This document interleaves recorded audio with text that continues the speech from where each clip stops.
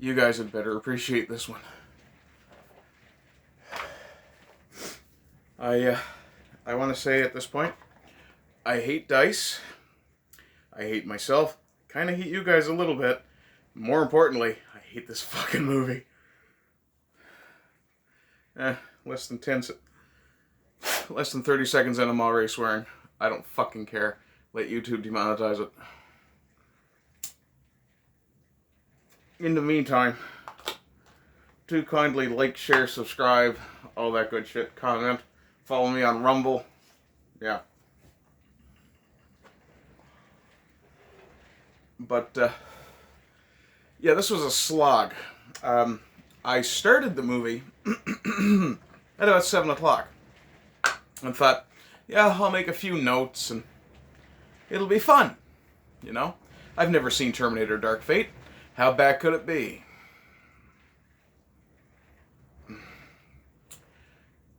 Six hours later. 7 pages of fucking notes. Typed. Because I was getting so brain-addled, I had to stop writing. Speaking of writing. Ooh. Yeah. And I'm gonna have to refer to my notes a lot for this. I do apologize if it kind of takes some of the fun out of the video, but trust me, I think it'll still be enjoyable. Anyway, you know how Hollywood keeps harping on about how we need strong female characters? Yeah. They're right. You know, we all appreciate strong female characters. Ellen Ripley, Princess Leia, what used to be Sarah Connor.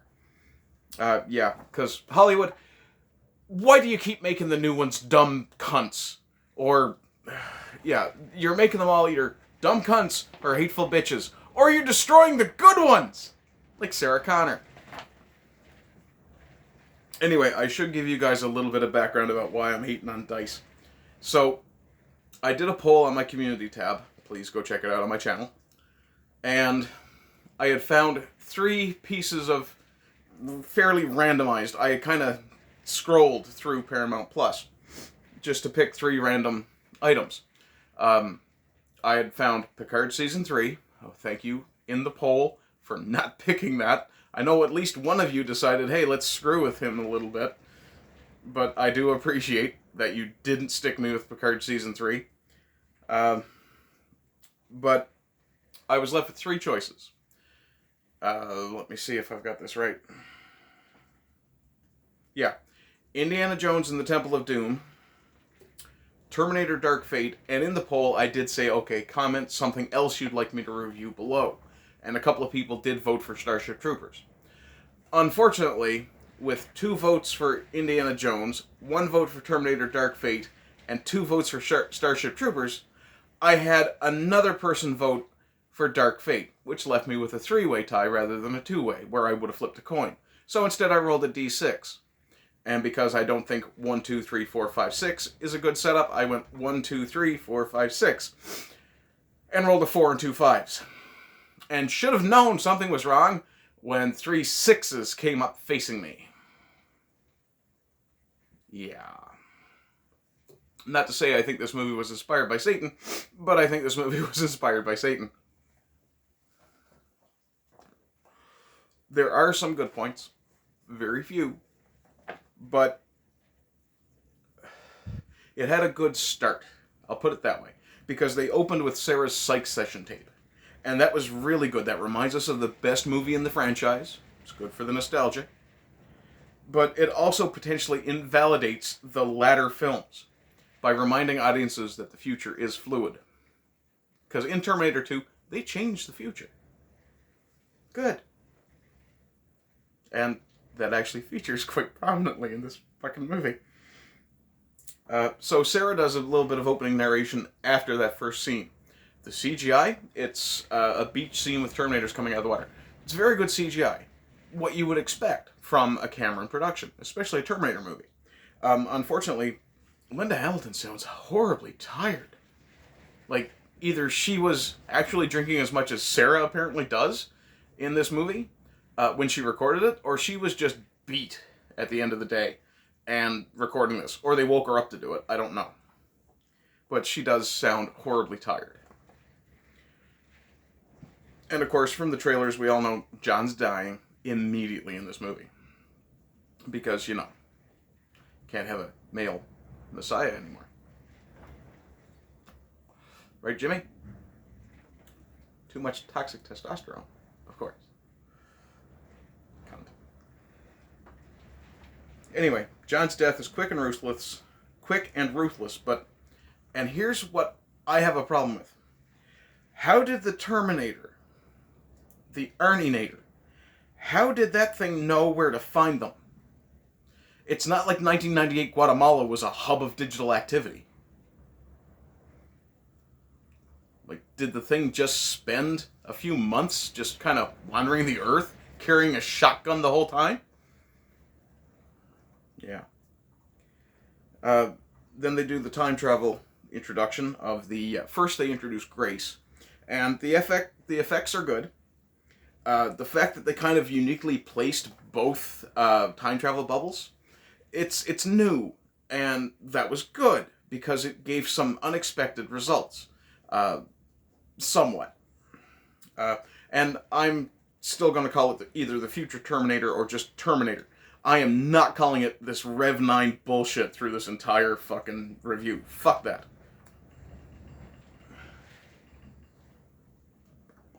And just to remind James Cameron, the movie is called Terminator. Not Rev 9 Dark Fate, dickhead. But, like I said, the effects are good. One of the questions I have to ask is, why do feminist writers, or at least modern writers, allow their heroines, I'm using heroines, to be such cunts? Right? This random bitch falls out of the sky, and, in a neat bit of insult, robs the people who were trying to help her. Yeah. Shades of Captain Marvel deleted scenes much?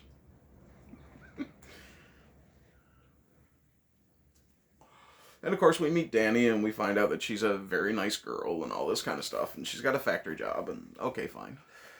And in the factory there is that initial contact. That moment of absolute terror on Danny's face when her dad points a gun at her. That's awesome. Oh, by the way, I didn't give you a spoiler warning because I don't care if you ever watch this movie. And I would recommend against it. But yeah, right? They immediately make Grace out to be something more than human in the first intro scene of her. But they really kind of missed a beat with this fight because when she grabs that sledgehammer, it looks like it's heavy for her. It really looks like it's heavy for her. Like she is really straining to get this thing moving. And I'm hoping it was a rubber prop at the time. But then they cut to the close-in fight. They get to the close-in fighting. And it's obvious from the way she's swinging this thing, assuming it wasn't CGI the whole time. If it was, wow, that was actually really good, believable CGI. But if it wasn't, if it was just slowed down camera motion, it was really good. Or sped up camera motion, I should say. It was really good, but it was obviously a much lighter prop. The car chase. Yeah, there's a couple of continuity errors that I'm going to cover towards the end, or continuity issues, I'll say, towards the end, that I'm going to cover. One of which involves this factory fight, and another involves the car chase immediately afterwards. So during the car chase, Diego looks at Grace and says, "Go faster." And Grace actually takes the fucking time to give him a look about how stupid a comment that was. Aren't you supposed to be trying to get away from something? Yeah, it's bad enough that this is woke shit where it's a woman basically insulting a man for saying something with a look. And yeah, being that it's woke shit, it is terrible. But what's even worse, it sucks some of the tension out of the scene. Like, if Diego had simply been looking forward going, "Go faster, go faster, go faster," fine. If Grace had never looked at him and had just been focused on the road, fine. But trying to recreate that Jeff Goldblum must go faster moment from Jurassic Park, you don't do that in a Terminator movie. This is not meant to be a comedy. You can inject comedy somewhere else. Don't do it in the middle of a car chase where you're supposed to be building tension immediately into the movie. God. Let's see. After the vehicle crashes and Diego is pinned by a piece of rebar, Grace suddenly starts hesitating about throwing people around. Just long enough to get Diego killed. Yeah. Just long enough to cost that man his life. The only really important man in the entire movie. Jim? Let me see. Yeah. So I did point out to myself, perhaps he was too competent. After all, he could drive, and the Messiah female couldn't. Can't have that. Or perhaps Cameron just decided he was polluting his film with all that toxic testosterone. Yeah. Grace is confronted by Danny immediately after the crash, fiery death of Diego. And she says, why? Why does Grace want Danny to keep moving? And Grace responds with something along the lines of, oh, so he won't have died for nothing. Or words to that effect. Less than 15 minutes went between when I had initially made this note and when I rewrote it. Because my brain was starting to get addled early. And, yeah, I pointed out that it was already forgettable. Even so, Grace, you're the reason he died, you stunned cunt!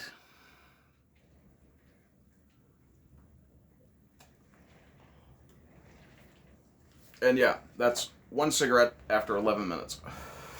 Don't worry, there'll be more, because my God, I need smokes after this.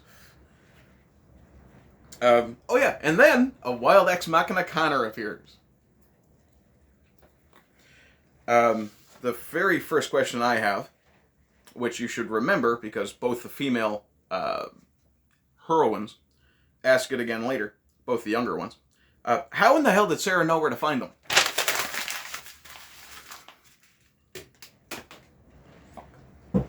Yeah, balls. Ended up on the floor. I wanted it in the garbage again. Yeah, so, first off, how the fuck did she find them? Yeah, okay, I know when she got close she could follow the carnage on the road. Okay, fine. How'd she even know to be in fucking Mexico City? At least I think it was Mexico City. Yeah. And then, of course, she, being the badass that she's supposed to be, that was quick, wasn't it?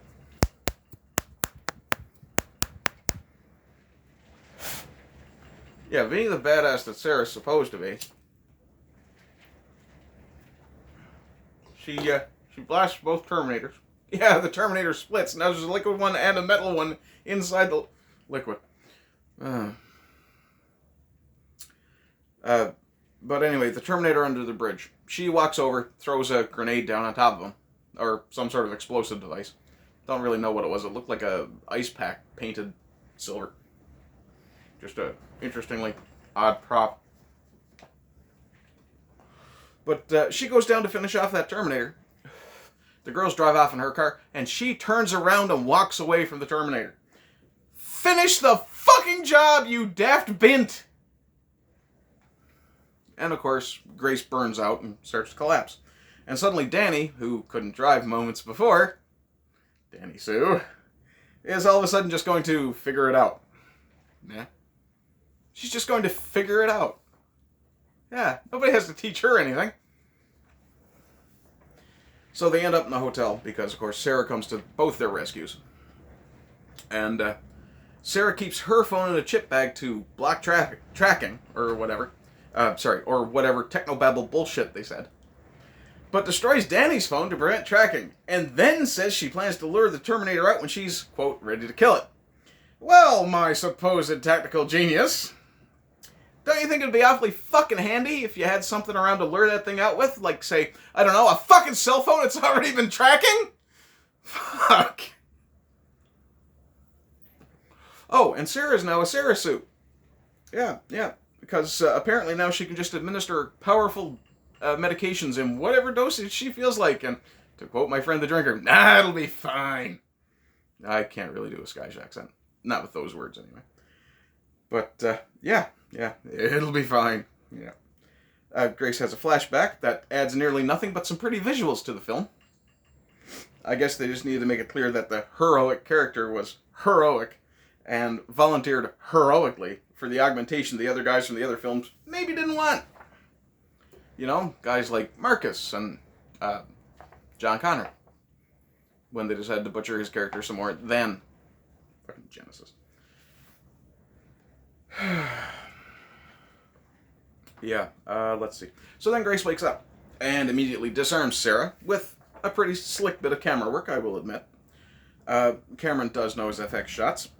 But then Grace has to rack the gun to load a first round.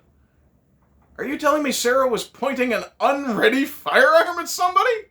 What? Yeah, for fuck's sake, Sarah, you're supposed to be better than this. Yeah. Oh, and then, of course, we have a moment with bitter, angry, man-hating Sarah. Again. I get that she has some sort of PTSD from all the shit she's been through. But, really? Oh, and she's been hunting Terminators. Yeah. Fucking how? Where in an HK's flying fuckballs did she get the info and resources to manage that? And then, of course, Grace asks my question about how Sarah knew they'd be on the freeway, and surprise, surprise, Sarah avoids the question. Yeah. Grace confronts Sarah and threatens to fuck her up if she gets in her way of protecting Danny. Jesus fucking Christ, do the writers really think that women talk to each other this way?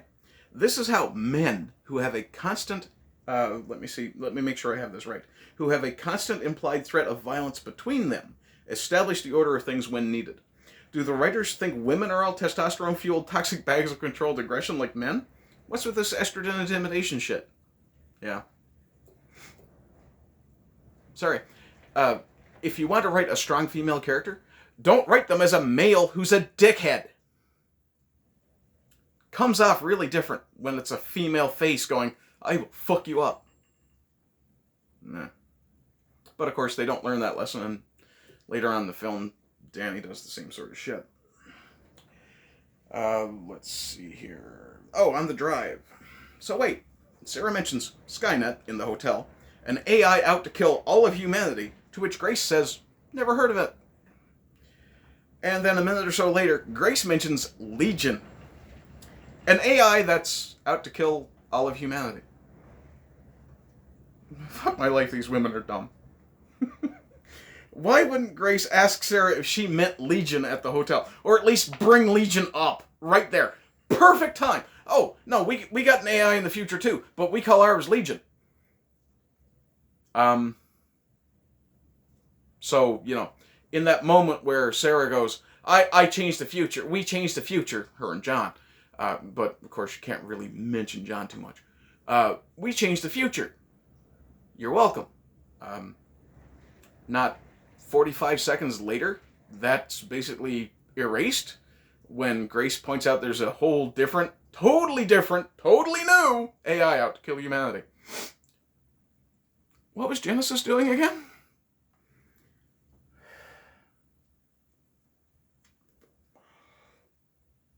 And, of course, when Grace mentions Legion as an AI built for cyber warfare, totally different than Skynet, of course, Sarah's exasperated response of, oh, those assholes never learn.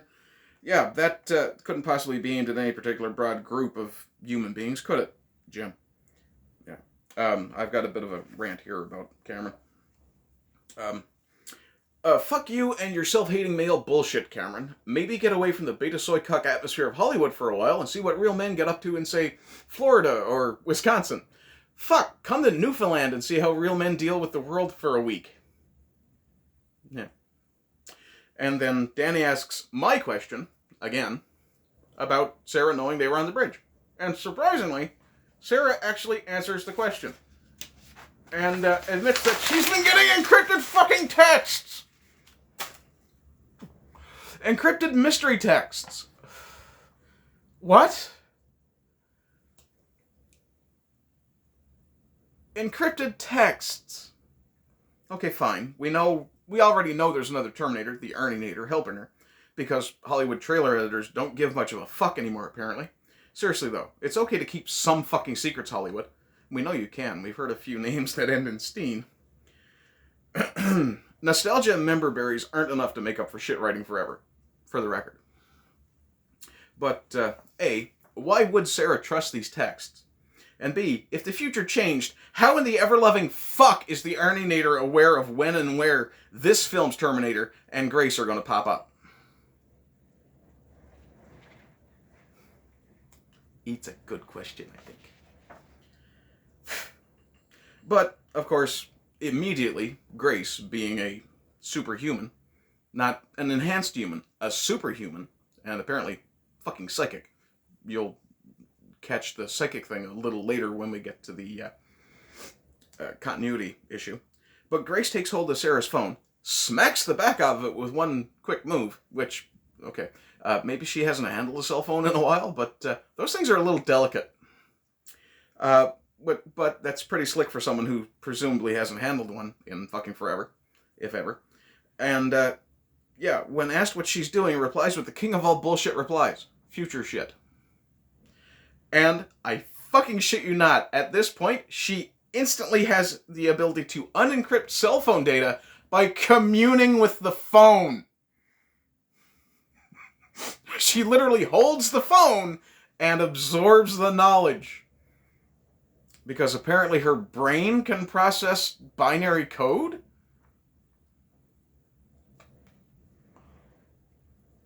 Yeah.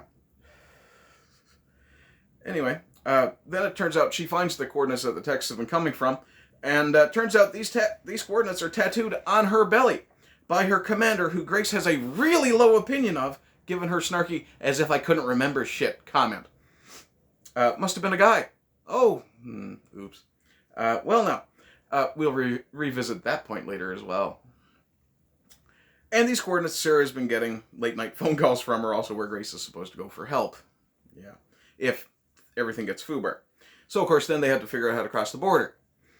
And Danny knows, quote, someone who can take them across the border, because all Chinese know Kung Fu. You know what I mean? And as if to balance out that bit of racism, almost immediately, Danny makes a very anti-white comment when Sarah says she wishes the migrant crossing wasn't so crowded. Fuck you, Hollywood. Okay, so future Terminator can't access the web. Doesn't have wireless access to information. Really? Seriously? Okay. If you say so.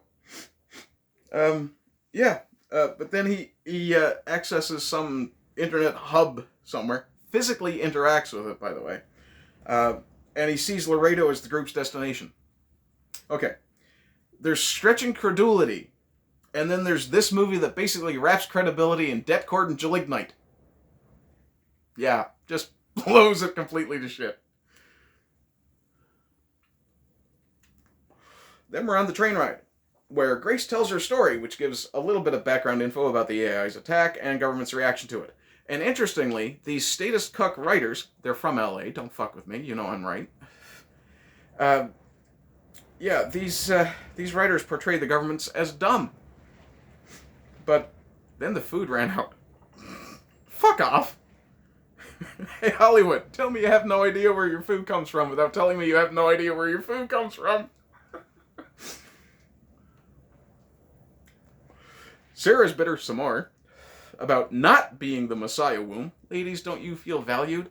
Doesn't it make you feel good to know that the only reason that this movie wanted to keep Sarah alive was because of her womb? Which is almost exactly what Sarah says. Or this franchise, I should say. Yeah. The only reason Sarah had to stay alive was because of her womb. It had nothing to do with the fact she was going to raise the guy who was going to save the world. That's 24 minutes. Gonna have to speed up. Let's see here. Sarah's bitter some more. Grace mentions she wants to beat the shit out of Sarah. Yeah, join the club. Oh, and get in line for your own beating. You know, you're no winner, Grace. Remember you robbed a couple of people and then let Diego fucking die? I remember Diego. Do you remember fucking Diego? Yeah. I like Diego. Diego was nice. Then Grace stands up looking out from the train, just standing up while everyone else is sitting down. And, Yeah, even Sarah's not worried too much about covering her face while they're traveling through country full of cameras that leave a fucking digital trail a mile wide. Yeah. Yeah, fuck my life. These idiots deserve to be terminated. Oh, hang on, missed a bit. But I will actually say this because it is one of the few good moments. In a rare bit of actual filmmaking storytelling, there's a moment where Danny sleeps with her head on Grace's thigh. That's awfully quick for Danny to be that comfortable with Grace. And Grace has a protective, near-maternal look on her face. Sarah clearly notices it and says nothing. Meanwhile, I'm screaming in my head, ask her who the fuck she is to Grace! Again, I was extremely brain-addled by this film and should have picked up these badly concealed clues much sooner. To prove Danny's story to her uncle, the coyote who's going to get them across the border, because every Chinese knows Kung Fu, Grace cuts a fly in half lengthwise. I will give them this. That was a cool shot. But I did say, cool shot, bro. Now how about you apply that craft to the fucking writing? And she uses a butterfly knife, which she opens one-handed, which the captions call a pocket knife. Jesus Christ, did nobody care about doing a good job aside from the CGI department? Then they're detained by Border Patrol. Grace takes a male guard's clothes when there's a female in the room. By the way, Grace repeatedly gives people TBI by smashing their heads into walls. But that's just Cameron being a misandrist again. A 63-year-old female physically overpowers two much younger males. Need I say more about why I hate this movie? Also, the Terminator had to give up its gun on the way in, but the Fed who came for Sarah still had his, because Sarah needed a gun. The CG fight with the Border Patrol scrum is actually half-decently conceptualized, but the visuals leave a lot to be desired. It's not shot from the right angle, or it's not shown from the right angle. It's really cool that there's a bunch of spikes shooting out of the Terminator, but come on, you don't show it from down here. Like, from down here they showed it, rather than, get up here somewhere. Get the camera up on this angle. The Terminator is supposed to be the FX centerpiece of the film, and they just wasted opportunities to really show off what it could do. Real shame. And it was a real shame. Even the linear fight, where it's basically just hacking through things, really wasn't very well done. And then they get to Ernie Nader's cabin. When they arrive at Ernie Nader's, obvious from the trailers, of course, see my earlier comment about trailers and keeping secrets, in a chopper, yeah, they get there in a chopper. Grace says they're over the coordinates, and Sarah says, oh, land a click short. Why? So they don't know you're coming? It's an isolated cabin in the woods, and you're in a fucking helicopter. Pretty sure whoever's in there knows you're there already. So what, you need to get your fucking steps in for the day? Where the fuck did Sarah get a police combat shotgun? Yeah, you're gonna tell me the Border Patrol keeps loaded shotguns, or shotguns and ammo, in their fucking helicopters? Fuck right off. Not only that, but better yet, where'd she get the same gun she used in Terminator 2? You cannot tell me there was a shotgun in that chopper. Danny and Grace both stop Sarah from shooting the Arnie Nader. Danny even says, I don't care what he is. Okay, dumbass. You're being hunted by one machine, and now you're just going to automatically trust another, against the opinion of the woman who saved your ass. Fuck me, these women are horrendously written. At least Sarah finally showed some spark. And then Grace racks the shotgun empty before determining if Arnie Nader is a threat. How the fuck did she survive this long? She really did get lucky. Did they actually implant a horseshoe in her ass along with all the tech crap? Arnie Nader gives a fucking sermon about having purpose. Do the writers know what a machine is? Artificial intelligence, and fuck me if I don't agree with Sarah here, cannot grow a heart and soul. Arnie Nader voices Cameron's lack of faith in humanity, a little bit later, a 74% chance of civilizational collapse, during which he would have to defend his family. Almost like a good man, Jim. Oh, and before I forget, my trans-Texan spirit really wants Arnie's arsenal and gun range. Holy fuck, do I ever.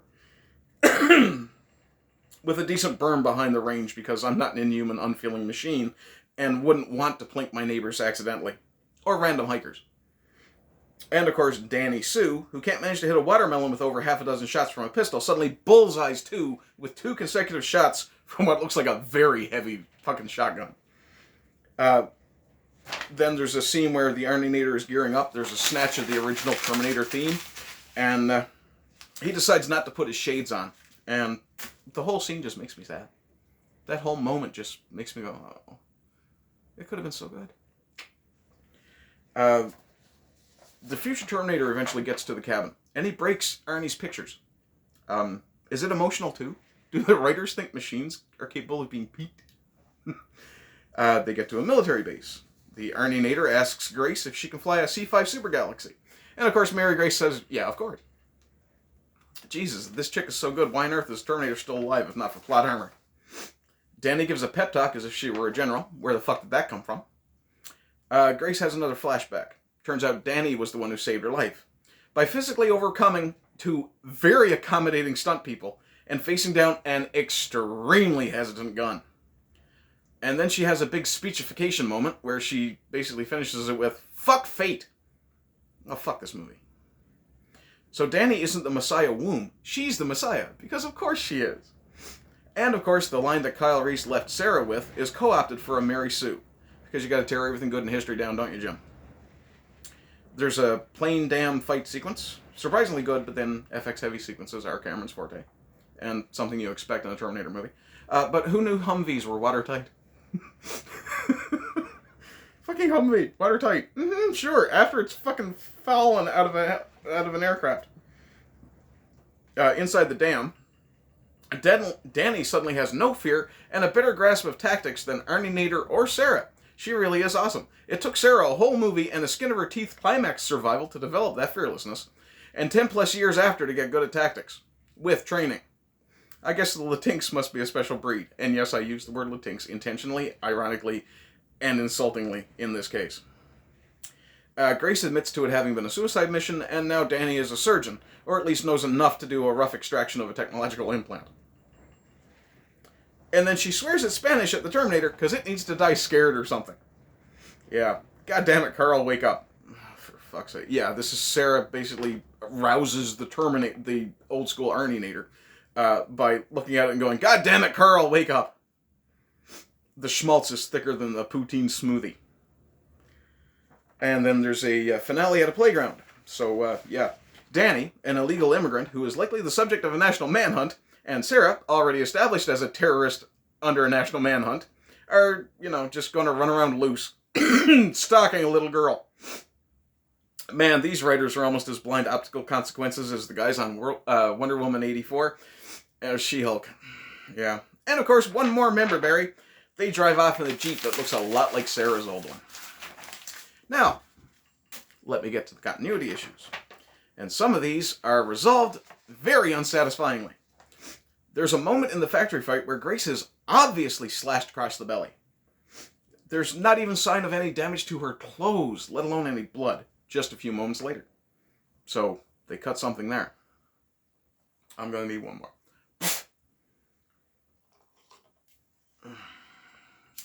Oh, fuck you. Oh, fuck you again. And that's right, don't make me say fuck you a third time. There's a moment when they first leave the factory in that Ford truck where Grace has a preternatural, completely unbelievable psychic premonition that the Terminator's about to come through the wall. How the fuck did that happen? And yeah, I don't care if she's some sort of weird technopath. If she was going to be some sort of weird technopath, say that about a half an hour earlier when she's holding a phone. Or actually half an hour later when she's holding a phone and digitally communing with the fucking thing like a fucking techno-druid.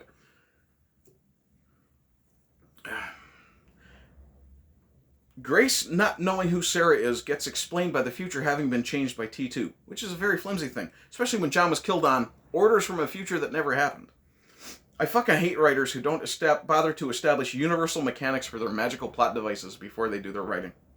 And who apparently don't check their work. Remember when I brought up that when it turns out that the coordinates the text come from are tattooed on Grace by her commander, who Grace has a really low opinion of, given her snarky, as if I don't remember shit, comment. Remember how I said it must have been a guy? Yeah, it turns out it was fucking Danny! Obvious in hindsight, and Yeah, probably wouldn't have been at the moment if I wasn't 5 hours into reviewing a 2-hour fucking movie. Guess the writers missed that snotty attitude towards Grace's commander, Danny, on reread. Who am I kidding? Nobody writes a second draft anymore. The texts. The texts are explained by the Arninator as, when there's a time travel event, there's a chronal shockwave measurable beforehand. How the fuck is he measuring it? Fuck you, writer's room, and this is all in capital letters. You have to explain your shit or it's magic, not sci-fi. And you guys are not Arthur C. Clarke or Frank Herbert enough to get away with the anything sufficiently advanced bullshit. And parts. Always parts. Arninator's predecessor caused Skynet to be reverse engineered for fuck's sake. And at least T2 tried to clean up that mess. Hell, that was half the thrust of that movie. This time, there's an Arninator, a Rev 9, yeah fine, this one time I'll refer to it, and an augmented human corpse. They did not bury or burn Grace on screen. To worry about. On the upside, at least it gives the next writers a chance to do something that might actually be good. So yeah, that's my review. You want my recommendation? Fuck, get the fuck away from this movie. It is fucking trash. Good God. Anti-male, anti-white, anti-sense. 2 Mary Sue characters. Sorry, 3 if you count Sarah. None of this shit explained. Not sufficiently to actually make you even go, yeah, okay, I can suspend my disbelief for this. No, absolute crap. Just shit. Anyway, hopefully this thing will upload, because that's 36 3/4 minutes. So, yeah, rise and rise again until lambs become lions. And fuck this movie. And fuck DICE forever.